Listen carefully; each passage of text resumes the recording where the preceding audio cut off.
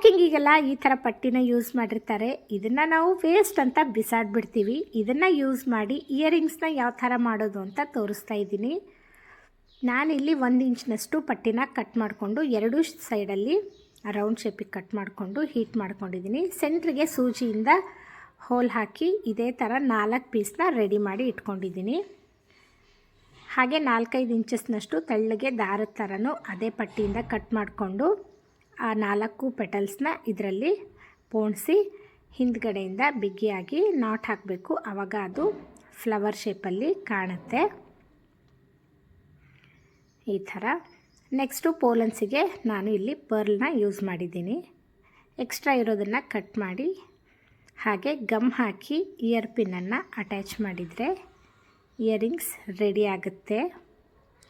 ಇದೇ ಫ್ಲವರ್ಸ್ನ ಯೂಸ್ ಮಾಡಿ ನಾವು ಬೊಕ್ಕೆ ಕೂಡ ಮಾಡ್ಕೋಬಹುದು. ಈ ಇಯರಿಂಗ್ಸ್ ನಿಮಗೆ ಇಷ್ಟ ಆಗಿದ್ದರೆ ರೆಡ್ ಹಾರ್ಟ್ನ ಕಮೆಂಟ್ ಮಾಡಿ.